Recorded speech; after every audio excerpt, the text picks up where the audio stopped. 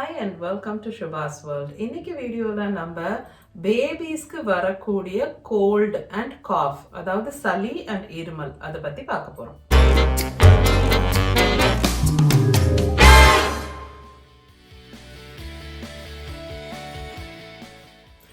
And சேனலுக்கு subscribe பண்ணாதவங்க போய் சப்ஸ்கிரைப் பண்ணிடுங்க, அந்த பெல் ஐக்கனை பிரஸ் பண்ணிடுங்க.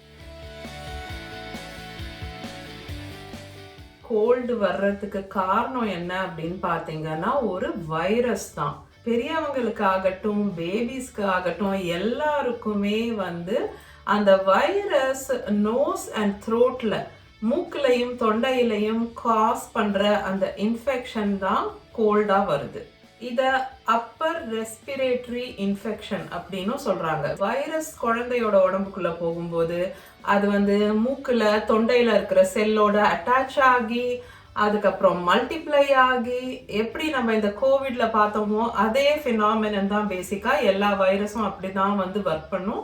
ஸோ அது நிறைய மல்டிப்ளை ஆகி 1 to 3 days கழிச்சு அந்த இன்ஃபெக்ஷனோட சிம்டம்ஸ் தெரிய ஆரம்பிக்கும். அதாவது குழந்தைக்கு மூக்கு ஒழுகும், ரன்னி நோஸ் ஸ்டார்ட் ஆகும். ஒரு ஹெல்த்தி நார்மல் பேபிக்கு அந்த ஃபர்ஸ்ட் இயர்ல, ஸோ பிறந்ததுல இருந்து அந்த 1 வயசுக்குள்ள அட்லீஸ்ட் ஒரு 4-6 தடவை கோல்டு பிடிக்கும் அப்படின்னு சொல்றாங்க. இப்போ உங்களுக்கு ஒரு கொஸ்டின் இருக்கும், ஒரு முறை கோல்டு வந்துட்டு அப்புறம் அந்த இம்யூனிட்டி பில்ட் ஆயிரணும் இல்லையா பேபிக்கு, அப்ப திரும்ப ஏன் அடுத்த மாசம் திரும்ப கோல்டு பிடிக்குது அப்படின்னா அதுக்கு காரணம் என்னன்னா நிறைய விதமான வைரஸ் கோல்ட் காஸ் பண்ணக்கூடியதா இருக்கு. கிட்டத்தட்ட 100 வைரஸ்க்கு மேல இருக்கும் அப்படின்னு வச்சுக்கோங்களேன். ஸோ உங்களுக்கு ஒரு டைப் ஆஃப் வைரஸ்ல இன்ஃபெக்ஷன் வந்ததுன்னா அப்புறம் வேற வைரஸ்க்கு எக்ஸ்போஸ் ஆகும்போது திரும்ப பேபிக்கு கோல்டு வருது. காஃப் அண்ட் கோல்டுக்கு மெடிசன்ஸ் தேவையில்லை. இந்த மூக்கு ஒழுகிறது அப்புறம் தும்மல் இருமல் இது எல்லாமே வைரஸை நம்ம உடம்புல இருந்து வெளியே எடுத்துட்டு வர்றதுக்கு, வெளியே தள்ளுறதுக்கு நம்ம உடம்பு செய்யக்கூடிய முயற்சிகள். அதை நம்ம தடுக்க கூடாது. இந்த ஊர்ல எல்லாம் பேபிஸ்க்கு அண்டர் 6 year old சில்ட்ரனுக்கெல்லாம் காஃப் அண்ட் கோல்டுக்கு மெடிசன்ஸ் கொடுக்க கூடாதுன்னு சொல்றாங்க. வைரல் இன்ஃபெக்ஷனுக்கு ஆன்டிபயோட்டிக்ஸ் ஒர்க் பண்ணாது. ஆன்டிபயோட்டிக்ஸ் பாக்டீரியல் இன்ஃபெக்ஷனை ட்ரீட் பண்றதுக்கு தான் அது கொடுக்கறது. நீங்க மெடிசன் எடுத்தாலும் எடுக்கலனாலும் கோல்டு ஒரு 7 to 10 days இருக்க தான் போகுது. இன்கேஸ் பேபிக்கு காஃப் ஸ்டார்ட் ஆச்சுன்னா 2 to 3 weeks வரைக்கும் ஆகலாம் காஃப் கம்ப்ளீட்டாக கிளியர் ஆகுறதுக்கு. இதோட ஸ்ப்ரெட் எப்படி நடக்குது, அதாவது ஒருத்தர்கிட்ட இருந்து இன்னொருத்தருக்கு இந்த வைரஸ் எப்படி ஸ்ப்ரெட் ஆகுது, ஏன் ஒருத்தருக்கு வீட்டில் கோல்டு வந்தா எல்லாருக்கும் வருது, அதை எப்படி தடுக்கலாம் அப்படின்னு சொல்லி இப்போ பார்க்கலாம். ஸோ இன்ஃபெக்டட் பர்சன் தும்மும் போது இருமும் போது அவங்களோட டிராப்லெட்ஸ்ல இருந்து இன்னொருத்தருக்கு ஸ்ப்ரெட் ஆகுது. ஸோ வீட்டில் யாருக்காவது கோல்டு இருக்க மாதிரி சிம்டம்ஸ் இருக்குன்னா அவங்க என்ன பண்ணலாம் அப்படின்னா எப்படி கோவிட்க்கு எடுக்கிறோமோ ஸ்டெப்ஸ் அதே சேம் ஸ்டெப்ஸ் தான். நீங்க மாஸ்க் போட்டுக்கலாம், இருமும் போது தும்மும் போது உங்க ஃபேஸ் கவர்டா இருக்குங்கிறத மேக் ஷுர் பண்ணுங்க. உங்க கைகளை நல்லா 30 secondsக்கு மேல சோப் போட்டு நல்லா ஸ்க்ரப் பண்ணி கழுவுங்க. ஹேண்ட் சானிடைசர் யூஸ் பண்ணுங்க. மாஸ்க் போடாத டைம்ல இன்கேஸ் திடீர்னு இருமலோ தும்மலோ வந்துச்சுன்னா கைகளை வச்சு அதை கவர் பண்ணாதீங்க. உங்களோட எல்போ, அதாவது கை முட்டி இருக்குல்ல, அதை வச்சுதான் ஸ்னீஸ் ஆர் காஃப் பண்ண சொல்றாங்க. பிகாஸ் உங்க கைகள்ல நீங்க தும்மும் போது இருமும் போது எல்லா வைரஸும் இங்க இருக்கு. அதுக்கப்புறம் நீங்க தொடுற எல்லா சர்ஃபேஸ்லயும் அந்த வைரஸ் ஸ்ப்ரெட் ஆகுது. பேபி ரொம்ப யங் ஸ்டேஜ், அந்த நியூபார்ன் ஸ்டேஜ்ல இருக்கும்போது நீங்க ரொம்ப அளவுக்கு அதிகமான விசிட்டர்ஸை கூட நீங்க அவாய்ட் பண்றது நல்லது அப்படின்னு அதுக்கு தான் சில பேர் சொல்றாங்க. விசிட் பண்ண வர்றவங்களும் கண்டிப்பா கைகளை கழுவ சொல்லி நீங்க என்கரேஜ் பண்ணலாம். அண்ட் வெளியூர்ல இருந்து அப்படி டிராவல் பண்ணி வர்றவங்களா இருந்தா அவங்கள மாஸ்க் போட்டுக்கிறதுக்கும் நீங்க இப்ப சொல்லலாம். இப்போ எல்லாருக்கும் புரியும் அது எதனால சொல்றோம் அப்படின்னுட்டு, யாருமே தப்பா நினைக்க மாட்டாங்க. இப்போ நிறைய பேருக்கு மைண்ட்ல இருக்கக்கூடிய குவெஸ்சன், இப்போ ஒரு மம் இன்ஃபெக்டடா இருக்காங்கன்னா அவங்க பேபிக்கு பிரெஸ்ட் ஃபீட் பண்ணலாமா? இதுக்கு ஆன்சர் என்னன்னா எஸ், கண்டிப்பா பிரெஸ்ட் ஃபீட் பண்ணணும் அண்ட் பண்ணலாம். பட் நீங்களும் எடுத்துக்க வேண்டிய ப்ரிகாஷன்ஸ் எடுத்துக்கிட்டு பிரெஸ்ட் ஃபீட் பண்ணணும். அதாவது நீங்களும் மாஸ்க் போட்டுக்கலாம். பேபியை ஹேண்டில் பண்றதுக்கு முன்னாடி கைகளை நல்லா வாஷ் பண்ணிட்டோ இல்ல ஹேண்ட் சானிடைசர் யூஸ் பண்ணிட்டோ அதுக்கப்புறமா நீங்க பேபியை ஹேண்டில் பண்ணலாம். உங்க உடம்புக்குள்ள வைரஸ் வந்தோடனே உங்க உடம்பு வந்து ஆன்டிபாடிஸ் ப்ரொடியூஸ் பண்ணி அதை ஃபைட் பண்றதுக்கு ட்ரை பண்ணுவோம் இல்லையா? ஸோ உங்க உடம்புல இருக்கிற உங்க சிஸ்டம்ல இருக்க அந்த ஆன்டிபாடிஸ் பிரெஸ்ட் மில்க் வழியா பேபிக்கு போய் அவங்களுக்கு எக்ஸ்ட்ரா இம்யூனிட்டி கொடுக்குது. இன்கேஸ் உங்ககிட்ட இருந்து அந்த கோல்டு அந்த பேபிக்கு வந்துட்டாலும் ஸ்ப்ரெட் ஆயிட்டாலும் பேபிக்கு வந்து பிரெஸ்ட் மில்க் வழியா ஆன்டிபாடிஸ் கிடைக்குது அந்த வைரஸை ஃபைட் பண்றதுக்கு. நீங்க வந்து கண்டிப்பா பேபிக்கு பிரெஸ்ட் ஃபீட் பண்றதை நிறுத்தவே கூடாது. ஓகே, இப்போ வந்து கோல்டு வந்த அப்புறம் என்ன சிம்டம்ஸ் இருக்கும் அப்படின்னு சொல்லி பார்க்கலாம். நான் முன்ன சொன்ன மாதிரி வைரஸ்க்கு எக்ஸ்போஸ் ஆகி 1 நாள்ல இருந்து 3 நாள் கழிச்சு உங்களுக்கு சிம்டம்ஸ் தெரிய ஆரம்பிக்கும். ஸோ பேபிக்கு வந்து ரன்னி நோஸ், ஸோ மூக்கு ஒழுக ஆரம்பிக்கும், கிளியர் டிஸ்சார்ஜ், டிரான்ஸ்பரண்டா மூக்குல இருந்து தண்ணி வர மாதிரி இருக்கும். ஸ்டார்டிங்ல கிளியர் டிஸ்சார்ஜா இருக்கும். அப்புறம் வந்து ஸ்லைட்டா கிரே ஆர் yellowisha கூட இருக்கலாம் அந்த மூக்குல இருக்கக்கூடிய அந்த சளின்னு சொல்றோம்ல. மூக்கு ஒழுகிறது மாத்திரம் இல்லாம உங்க பேபி ரொம்ப தும்மல் போடுறதுக்கும் சான்சஸ் இருக்கு. காஃப் ஸ்டார்ட் ஆகுது. பேசிக்கா காஃபிங்கிறது வந்து அவங்க நோஸ் அண்ட் த்ரோட்டை கிளியர் பண்ணக்கூடிய ஒரு மெக்கானிசம் தான். ஸோ அதனால காஃப் அப்படிங்கிறதும் வந்து இந்த கோல்டோட ஃபாலோ பண்ணி வரக்கூடிய ஒரு விஷயமா இருக்கு. அது கூட சேர்ந்து சில பேபிஸ்க்கு வந்து தூங்குறதுக்கு வந்து கம்ஃபர்டபுளா இல்லாம இருக்கலாம். மூக்கு அடைச்சிட்டு இருக்கதால அவங்களுக்கு ப்ரீத் பண்றதுல டிஃபிகல்ட்டி இருக்கதால ஒரு ரெஸ்ட்லெஸ்ஸான ஒரு ஸ்லீப், ஸோ ஒரு நல்லா ஸ்லீப் பண்ண முடியாம நல்லா தூங்க முடியாம இருக்கிறதுக்கு சான்சஸ் இருக்கு. சில பேபிஸ்க்கு வந்து அப்பிடைட்டும் கம்மியாயிடுது. அதாவது அவங்க நல்லா பிரெஸ்ட் ஃபீட் பண்ணிக்க மாட்டாங்க, ரொம்ப பசி இல்லாம இருக்கும். சில சமயம் இன்ஃப்ளூயன்சா வைரஸோட இன்ஃபெக்ஷன் இருந்ததுன்னு சொன்னா அப்போ வந்து அவங்களுக்கு ஃபீவரும் இருக்கிறதுக்கு வாய்ப்பு இருக்கு கோல்டை ஃபாலோ பண்ணி. சில சமயம் கோல்டு இருக்கும் போதே ஃப்ளூயிட் கலெக்ட் ஆகி இருக்கு அந்த சைனஸ் கேவிட்டிஸ்ல இயர்ஸ்ல அப்படின்னா அந்த மாதிரி டைம்ல பாக்டீரியா வந்து செகண்டரி இன்ஃபெக்ஷன் காஸ் பண்ணிடுது. பாக்டீரியல் இன்ஃபெக்ஷன்ஸ் வந்து அதனால ஃபீவர் வரதுக்கும் சான்சஸ் இருக்கு.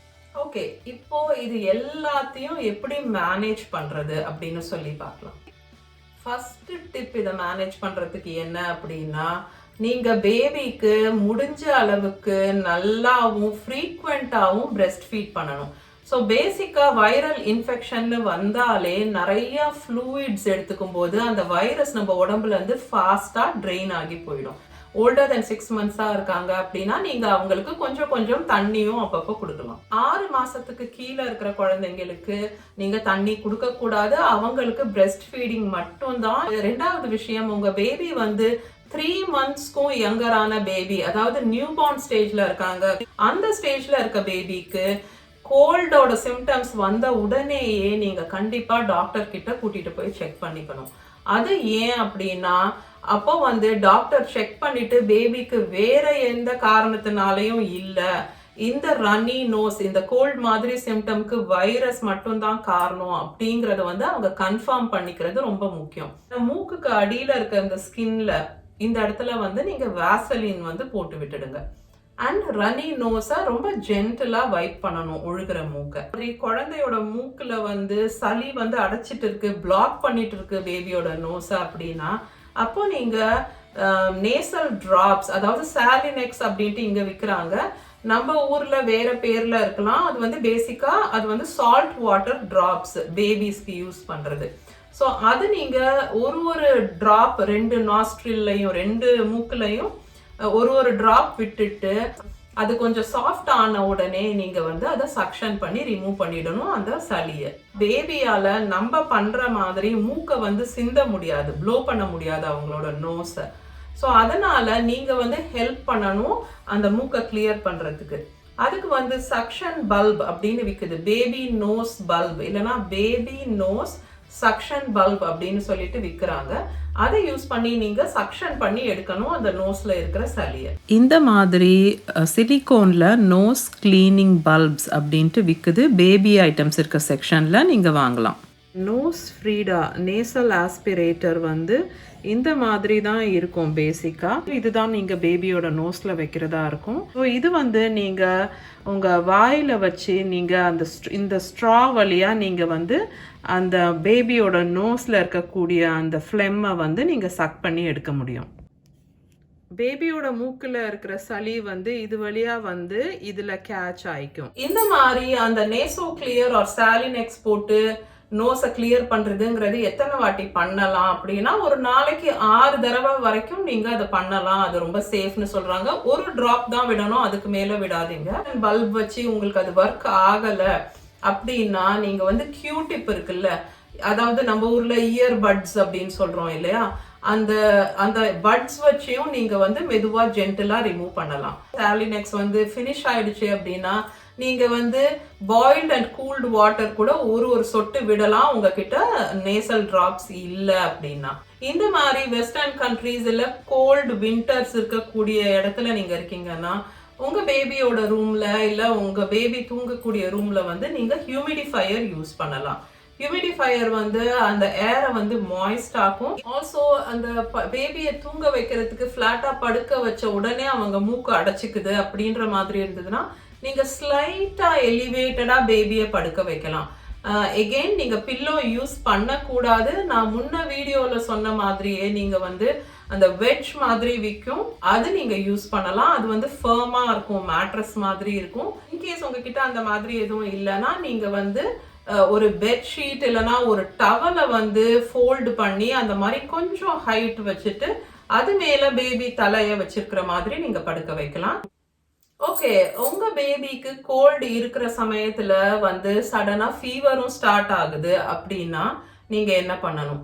எகெயின் அண்டர் 3 month old பேபினா நீங்க உடனேயே டாக்டர் கிட்ட கூட்டிட்டு போகணும். இன்கேஸ் வந்து middle of the night or நீங்க டிராவல் பண்ணிட்டு இருக்கீங்க, உங்களால உடனேயே டாக்டர் கிட்ட கூட்டிட்டு போக முடியாதுன்னா அவங்க ஏஜ் அண்ட் வெயிட்டுக்கு ஏத்த மாதிரி நீங்க பாராசிட்டமால் பேபிக்கு ஃபீவருக்கு கொடுக்குற அந்த டிராப்ஸ் வந்து கொடுத்துட்டு அதுக்கப்புறம் எப்போ முடியுதோ அட் தி ஏர்லியஸ்ட் எவ்வளோ சீக்கிரம் முடியுதோ நீங்க பேபியை டாக்டர் கிட்ட கூட்டிட்டு போய் செக் பண்ணணும்.